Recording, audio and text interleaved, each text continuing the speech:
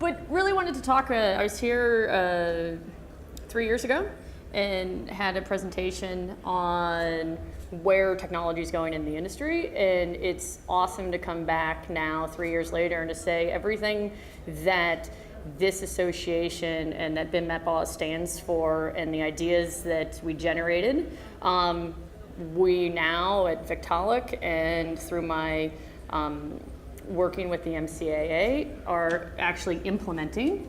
And I spend a lot of time traveling around globally to talk about BIM and lean, productivity and technology, and how we can learn from other industries. So today I'm going to talk about what we can do to how Victaulic is using technology today. A little background on Victaulic. We're a valve and fitting manufacturer, so you'd probably say, why does Victaulic want to know about technology and implementing BIM and the processes? Well, my team is about 100 people, and we've got 5 global offices, and we are the VDC, the Virtual Design and Construction team for Victaulic. So everything that we talk about here today, my team is executing on a daily basis. So a quick overview of the presentation is why implement technology, why learn about the technology, why share best practices with who you might think is your competitor to better the industry. Changes over the years. How has my team, how we looked 3 years ago and how we look today. Our deliverables sometimes look almost the exact same, but the way we reach those goals are different. The time we take to do those tasks are less, and then also the level of service that we provide our customers and the quality that we're putting into the industry has definitely improved because of technology. I'm going to talk about Melbourne Airport. 3 years ago, Victaulic and AG Coombs had a partnership and helped out on one tunnel, and now we're doing another one. So I want to talk about how we're using technology in that process and how we're not using technology in that process. So the successes and the still rooms for improvement that we have. And when to implement. I really want to portray the message that this is everything, all these technologies you can implement today. If you're not using them already, I recommend that you start to use them, because there's no perfect time. Software will never be amazing to the point where you think it's perfect, or hardware. And then what are the next steps? Where are we going? Work had a great presentation earlier today, so I'll fill in a little bit on where's the industry going.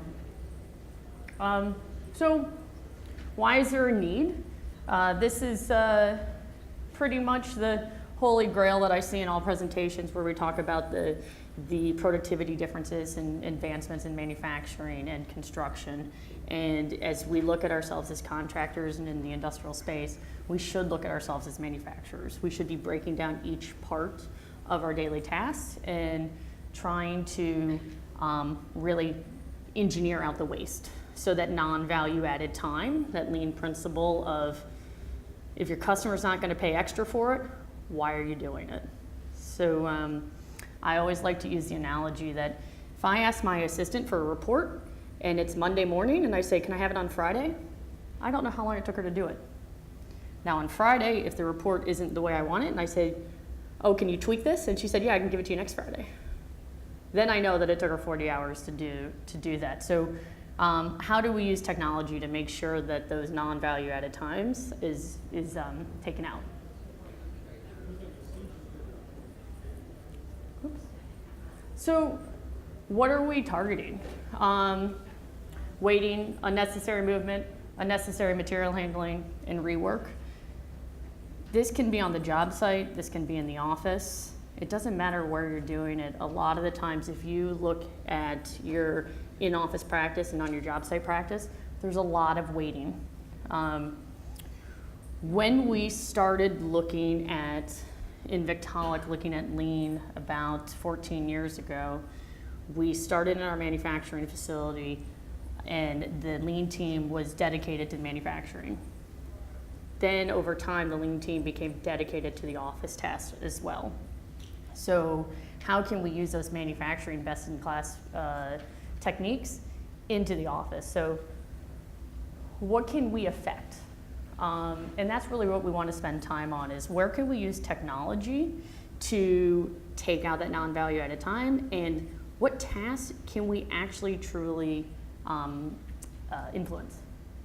So last night we had a great conversation with a bunch of the presenters on, sorry, so I'll stand over here, on BIM mandates and where's the world going and what's changing.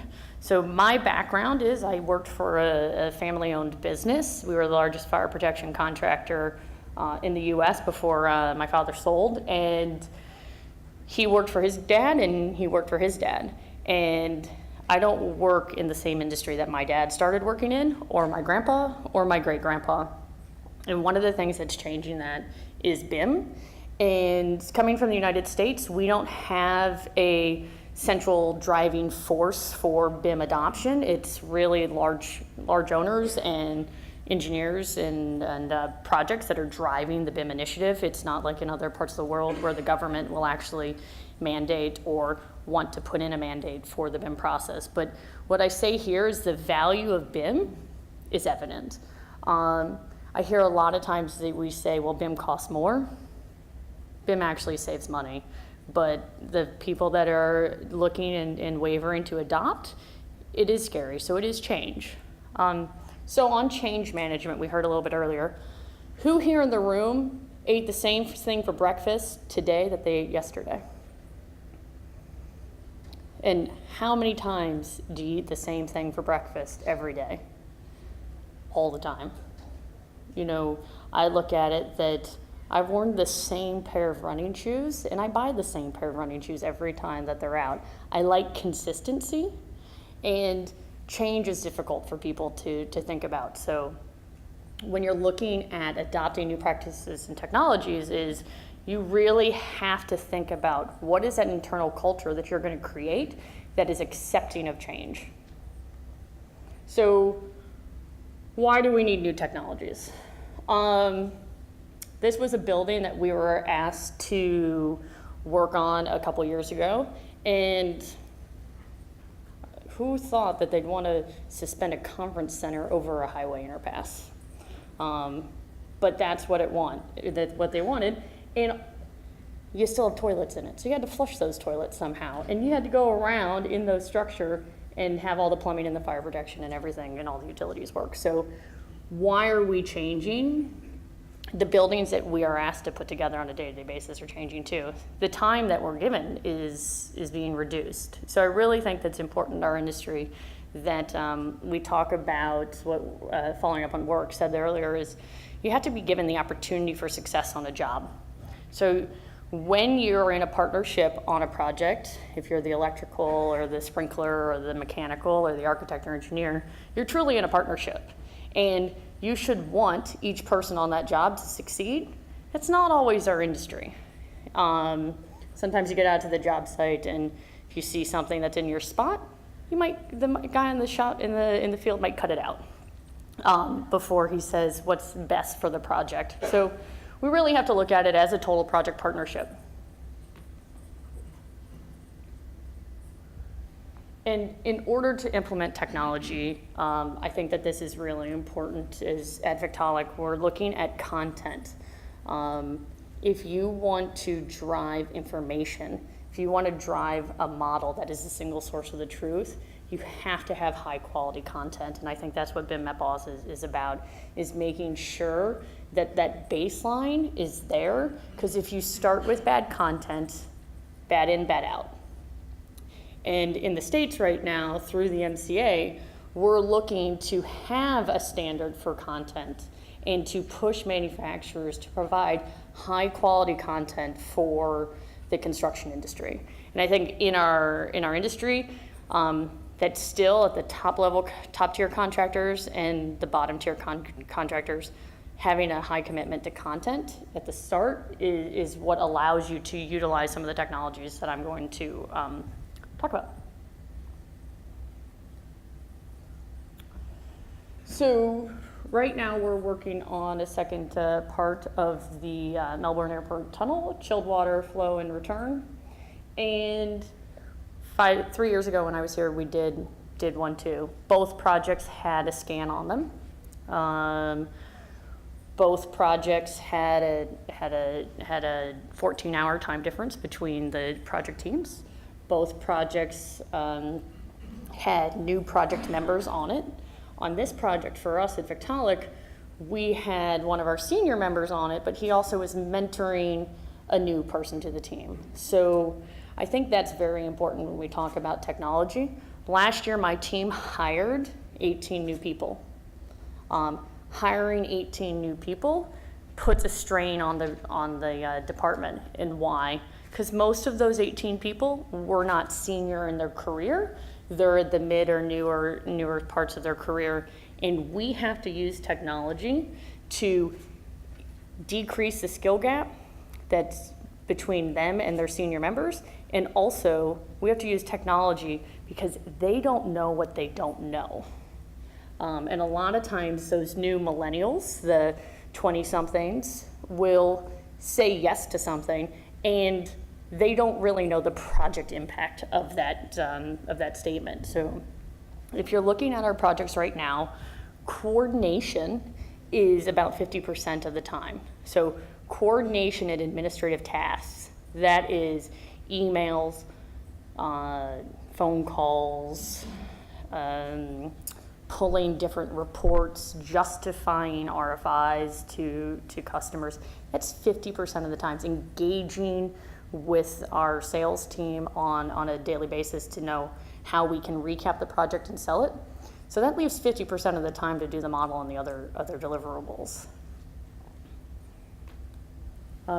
So what changed since the last time that we were working on a project and over the time is, in the past, drawing to us a BIM model, we at Victaulic, we would model it, we'd work with our customer, we would coordinate it, but we were seen as a drafting house. And I think that what we have to look at today is that the BIM team is just as much as a project manager as your regular project manager is on the job site.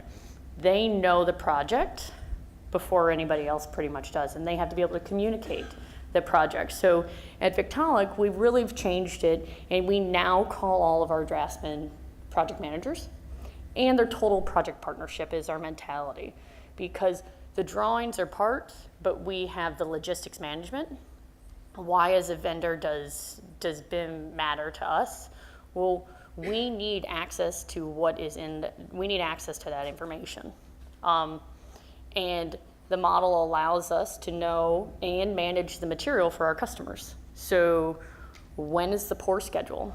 Well, that pour schedule, it means when you want it delivered to site. And when you want it delivered to site, we back build that to when we have to have it done and signed off. And we can then build a schedule that is nimble and adapting with the customer. So really talking about logistics management, material planning, and fabrication and shipping. So what is very important is, what is the customers and the job site's restrictions on shipping? Is it a modular unit? Is it cut pipe? Is it cut, groove, and assembled pipe? And how will that be shipped to the facility? And in how many phases will that be shipped to the job site? And then at the end, it all has to have a post-project review, which I'll talk about in a second. So we've been really big on process. And process, in the background, this is our process map, and it is the steps that the team has to go through on each project. And we live it. Each one of these steps has an SOP, a standard operating procedure, related to it. So if you go into our intranet, you can click on any of these squares and the SOP and an example pops up. Well, why do we need that? We need that because we hired 18 new people last year, and they might not know what we do and what the right process is. And how are we able to do that? Well, if you look at the beginning of our process map, it's a scope review. In the past, we would read the spec, and we hope that somebody read the spec and caught all the deliverables that we needed, and that we did a proper spec review, and we would have a good quote.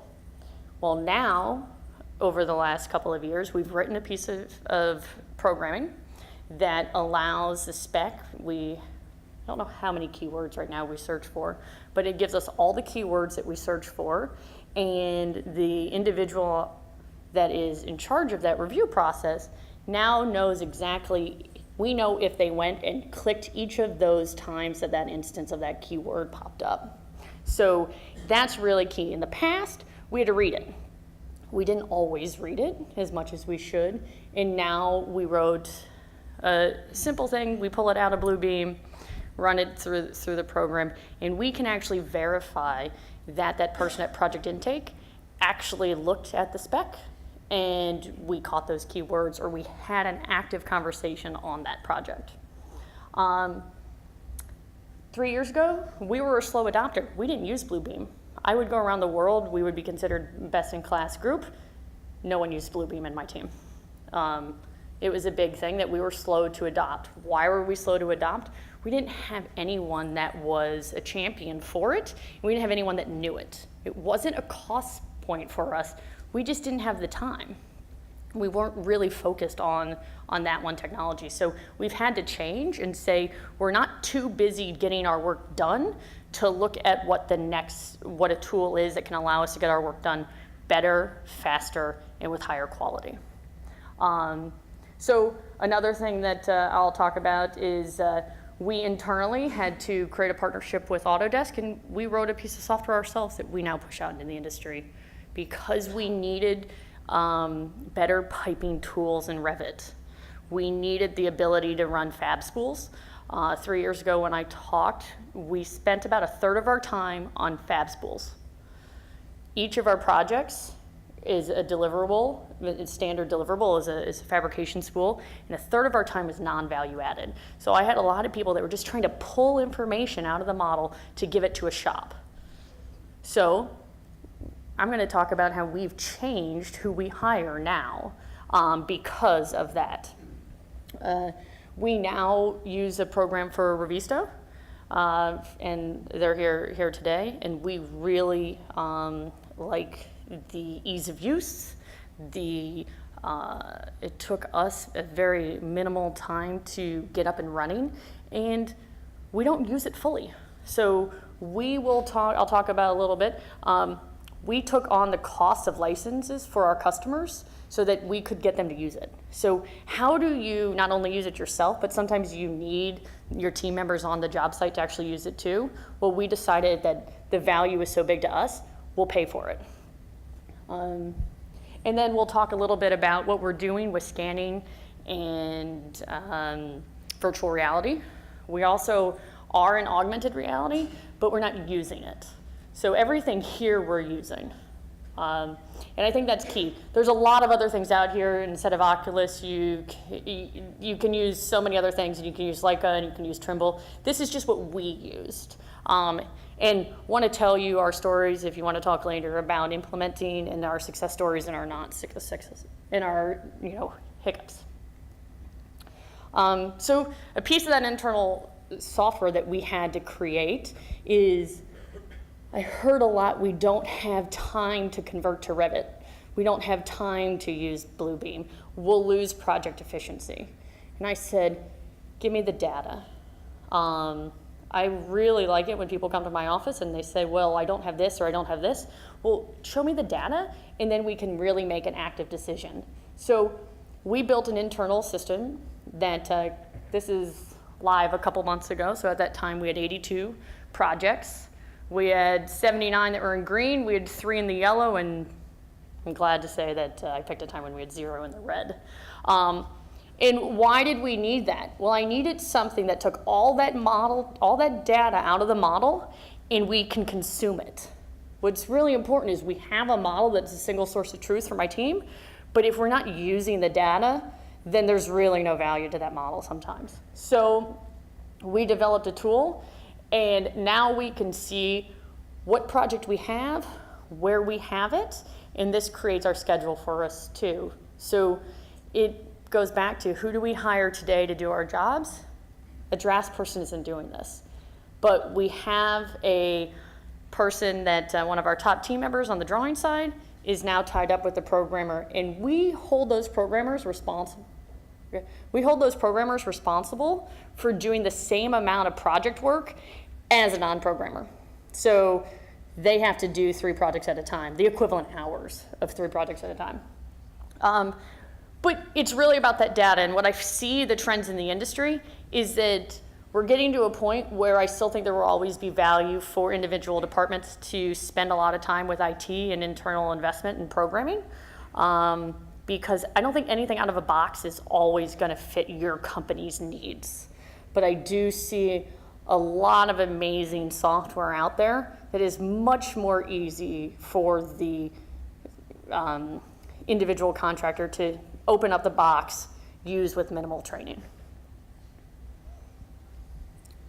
So streamlining processes. It was really important for us that we knew what tasks we had to do and when we had to do it. So if I go back and I have 82 projects and I don't know what everybody has to do on a day-to-day basis. Well, the reason why we had to build this piece of software is because now what we do is we have all of our issue tracking done in Revisto. Now, in the past, when I came here in 2017, this is what we did. And it was never up to date. It was only up to date when we had a dispute. And when we had a dispute, we'd go back and we'd fill it in the past. And what's the value to that? Well, now with tracking, we can see what each team member is working on, and we can also use it to spot areas where we need to engage the team member in team development. So what we do is we take all of the issues that we have, we correlate them into one master report, and we see if we're having the same issues over and over again. So our talent development team is looking at this data to say, how can we do more better with less hours? And I think that's really what's key about this. So when we implemented, it took us about a year to implement Revisto. And what was the bottleneck in the process was our individual coordinators that we had transitioned into project managers weren't comfortable with telling the other team members that they had to use it. So we purchased software, we wanted to use it. We had now said, okay, you don't have to do a project tracking log because you're gonna do this, but they didn't feel comfortable talking with their other team members on the project and being change management facilitators. So what did we do? Let's go back to the Melbourne airport. On the Melbourne airport, the PM doesn't always answer the questions in Revisto. He gives us them back in Bluebeam, but our team members then upload that 2D file, it's saved right into the program, we make it an issue, and he'll go check it off. So we're not getting the full benefit of it, but it's always accurate because now the guys are actually spending the time to put it in there because it takes less time. It's not an administrative nightmare to do. So one of the greatest successes, we had to work with each team member and say, okay, why are we gonna use it? What's the value of it? What might not be good today but can be good tomorrow? And how can we use it with our team members? So when we work with a new team member, we actually put together a little piece of marketing literature and says, here's the value to you. So for the customer's project manager, why would you want to use it? Well, we're not going to send you 200 emails anymore. We're going to send you one spot where you can actually go in and then say, here's how many open issues I have, and here's how many issues I had on the job. So really think that that's a game changer for us with our tracking, and it allowed us to spend less time on that non-value added material. So it's all about having actual issue tracking and knowing what was solved and what wasn't solved.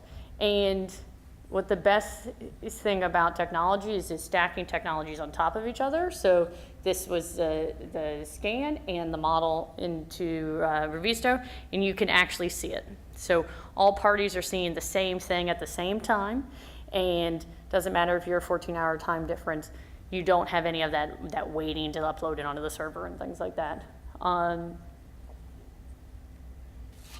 So this is an example of where on the project we did, traditional Bluebeam markup, and we took it right back in and put those issues in there so we would know what was going on. So it doesn't always, you don't have to wait. I think the value is still there to have an up-to-date log. So 3 years ago, scanning was something that we talked about.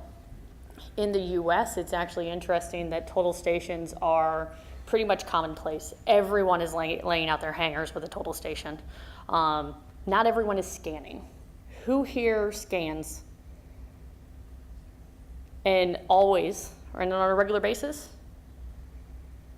So I think that this, from a technology to be implemented in our industry, is probably, we should all go out tomorrow, talk to everybody in our office and see where could we scan and why aren't we scanning today, and have a meeting and go through those bullet points and get a resolution for them. We now scan every retrofit project, and any project that is of a certain size or over, we'll scan at 25, 50, 75, and 100% complete.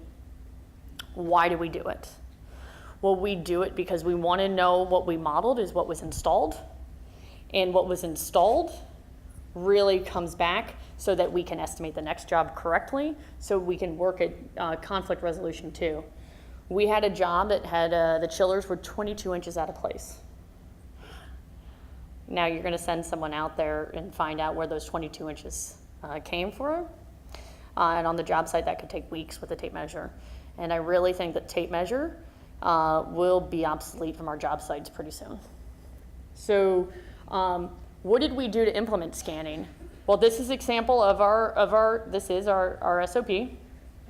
So we tell the individual what to do, how to do it, and then we ask them to pre-plan their scan before they go to the job site. What does that allow us to do? That allows us to maximize our time on the job site and minimize the amount of data collection that we're going to do. Because with any scan, they're so quick to do that the amount of data that you'll get, you don't need all the time. So we ask each person to pre-plan and to make sure that they have the equipment, what they need to do when they go. So we just did a job the other day, and it was 44 scans. It took us about 4 hours to do. When we got back to the office, about another 30 minutes, it should have registered on the job site, but it was about another 30 minutes. At the end of the day, we had that scan that we were able to start to use. Then it took about a day for us to put it into Revisto because we're using it in VR. So I'll show you how we're taking our scans to VR. So all said and done, it's about a three-day process, but we estimate that we probably would have sent 2 guys for a week to go do it the traditional way. And then we would have come back and somebody probably couldn't read their handwriting, and you maybe might not have looked at something that you needed to look, so you'd have to call the site foreman and get some of that information back. So scanning really allows you to overlay what you saw with the actual, and I think taking it into VR and stacking those technologies on top of each other is, it took an extra day. So it does take a day away from someone modeling their job, but the value that we got from being able to walk through the job site with the site foreman and with all the project team members, it's really valuable. So I think scanning is something that we should all look at in our industry, and how can we use it more. It's not about conflict resolution. Sometimes it's also about being a manufacturer. We want to look and see how products are being used. Are they being used in the correct way? Can we develop a new product because our customers are using a product in the correct way from a submittal perspective, but the combinations, we can make that into one instead of many. So, Can you play that for me? Oh, here, I've got a mouse. So this is an example. This is, goes to the wall. So this is a scan we did, and went out and scanned the job, and then came back in and put the new piping system in. I think that this was Justin's first scan. So what we did is we had company come in, and it was a salesman that gave us training. We spent 4 hours with 4 people in our mechanical room, and we scanned our mechanical room first, and that was all the training we gave the guys. We've been working with scans for a while, so we just needed to learn how to use the machine. I run a tech group. I am not a techie. I can break this computer just by looking at it. So if I'm able to do it, I think that's where it's useful in the industry.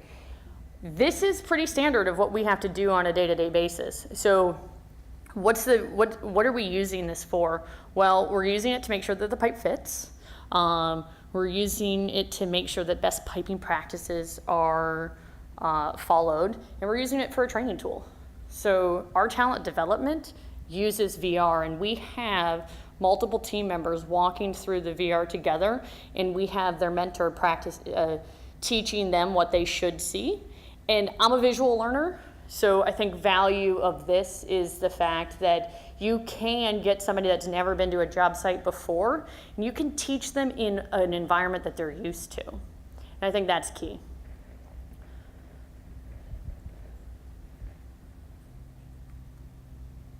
So where else do we use technology? How many times do you look at your budget, finish the job, go back and do a complete analysis of what the budget was to what it actually was, and look at the model at the start and at the finish? 3 years ago, I said we did it a lot. We did it. Now we do it on every job. And the value of that is not just to see, oops, sorry. So if you look at it, red is the actual, the green is the estimate. Doesn't look 100% that you're on. So we take the visual image. We also then have a bill of material comparison that we run, and we look to see what changed. So how was our estimate off? We work with projects all over the globe, and you don't always know what you're going to build up front. But what the data has allowed us to do, and the technology of being able to overlay the projects and run a comparison. So it takes 4 hours to do a project closeout, to prepare for a project closeout meeting, because they've got to do the budget, they've got to do the actual, and they have to run the bills of material. It gives the ability to report back to the estimating team that we were on track or we weren't on track. It gives the ability to say, did we use our product where we said we were going to use our product? And what changed? Piping sizes are the ones that most frequently change throughout a project, and how did we communicate that to the customer and to the job site? So I think a lot of it is that this isn't something that takes a lot of time, and you can find that time in your current day. You just have to relook at what you're doing from a job perspective. So going back to say, where did I find the time to do this and to do that and to do this? Well, our model is the single source of truth. We have the data from our model. We track time that it takes us to do different clicks, but then we also use a timesheet reporting software, because at the end of the day, what works, that is great. You can be great at project execution, but we have 82 projects. We want to be great, a strategic look at all the projects. How can we do more? So we had to look at what we can affect and what we can't affect. So everybody has vacation. Everybody is allowed to be sick. we have a system of meetings in my department every Monday and every Thursday, and every 3 months we have a global staff meeting that's 4 hours. All that time in a 2,000 hour year for the US, you're taken out. I can't affect that. I can't say, hey, don't go to Disney World with your kids, but let's go look at, and we've created all these different subcategories. And that allows us to use the data. We also have a mathematician on staff now and a physicist. So they bring a different level of passion. They don't know anything about construction. Take them to a job site and you gotta hold their hands a little bit. So, but they know how to look at data in a different way, in a different perspective than you look at it. And they'll challenge back. And they'll say, why are you doing this? And why aren't you doing this? And so what we do is we teach them about our industry, and then they teach us about data analytics and really using that information. So we've taken a really hard look that data triggers change. And if you don't have data, then we're not going to start the conversation. So BIM, you know, I always like to hear that, oh, BIM's Revit. BIM's a 3D model. What is the process that stands behind your team? How do you have that culture of implementing new technology? And a lot of times when you say, I understand to your team members what you do in a given day, and it's gonna be okay if you spend a little extra time here, but that's always an active conversation on our team. It's not like, oh, that's gonna take me 2 extra weeks. Well, no, it probably is gonna take you 2 extra days. Let's try to make it a day and a half. And where are we going? How does this help us? How does this help our customers? And how should, what do we spend a lot of time with sharing best practices is? It's looking, this is the blue is the needed hours, and whatever color that is our available hours. So we still had the jobs, we had to get the work done, just because we didn't have the available hours in our team. But this is what the model said, and this is what all of our other databases, when we put them into one spot, said, okay, here in August, you need this much work, and everyone in the States takes vacation at that time.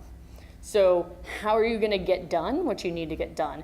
And that's where we're looking to utilize different technologies and say, for example, with our team with Reviso, we're not getting the maximum benefit out of it right now. We've been using it for a year, but we have room for improvement in it, and we've assigned a number of hours to that, and the team knows what our target is. We're not trying to overwhelm each team member. We're saying, hey, can you save an hour a week? An hour a week across 100 people adds up every week. So we're not saying, hey, I want you to take on another project tomorrow, but we look at it in small, manageable, bite-sized pieces. And all of this data is available, and it takes time to set up the process. So 3 years ago, we were on our journey there. Now today, I can pull this up, you know, if I have a Wi-Fi and a VPN, and it's accurate data to that moment. So I'm saying this because it is available. It took us some time. We had to program it. But now, 3 years into the journey, there's other people out there that can help your company do this. You don't have to do it on your own if you don't want to, but there's also software that you can buy off the shelf too. So it's about managing resources. We've been breaking down our team into what everybody's doing. They all have to do the 82 jobs, but we've got content people, we've got people that are on the drawing side, we've got people on the estimating side, and we've got business development people that are really analytics. So, and all of them are responsible for getting the projects done. So I think it's really about technology enabling nimbleness. A lot of times we have change on a job, and you want to give out the information at the very last minute. So especially with fabrication, you don't want to build something that, you know, if the columns are off on the job and you built something a couple months ahead of schedule, it might not fit. So how can you use technology to enable you to wait to the very last minute? And this is where, we've been working with our industry partners, and really this came from BIM at Boz. About 2010, we had a member from Victaulic here that came here and got the idea to say, okay, we need to look at modeling and how we can make it more effective, and we need to look at fabrication because that's our global trend. And now, fast forward to 2018, fabrication spools are part of our daily life, and they change. Revit allows you to change a lot in the model, and you don't always have the faith that you know what you changed. So what we've done is something simple. It's out of date. So if we do a fab spool, we actually do the fab spools very upfront in the process because we know people want to change their schedules. The pour schedule might change, or a floor might become open or not open. And we created a dockable window within Revit that allows you to see what changed and what didn't change. And then by clicking on it, it takes you back to that spot in the model so you can go look and make the active decision that you wanted that change. And I think that's what's key about a lot of what we're talking about is how do we make active decisions? We're not here and we're not programming out people. We're programming out the non-value added time, and we're utilizing people for where they really contribute. Looking at the right piping practices that are being used, not wasting time to go figure out and look through 200 pieces of paper and say, is this still accurate, and scrolling around the model. So where's technology going next? We talked about how we're using technology today for scanning and issue tracking, and we're using it to reduce our time on fabrication spools. But does anyone think it's fun to sit in front of a computer all day long? I don't. Does anyone think it's easy to teach a person to be a draftsperson? I don't. So where are we going in the future? And we're looking at gamification, and how can we're currently using it for talent development, and we're also using it for when we have a new applicant coming in for a job, we ask them to play the game and tell us what they're doing. So this was a project we did. Oops. Could you play that video? So this was, we have about 80 summer interns, and this year one of my 7 was a gamer. You can get a degree in gamification. I did not know that. And he was smart. So what we did, and we have it out here if you want to play, but basically we built a 3D pipe engine that allows us to teach piping. So what's the value to that?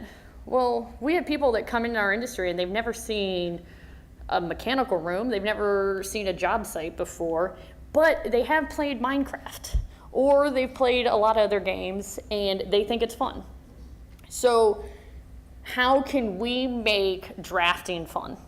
And how can we make it easy?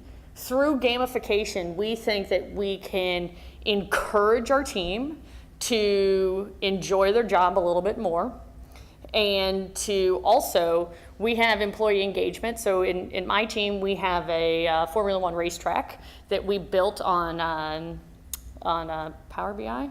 No, not Power BI. A Microsoft Office app.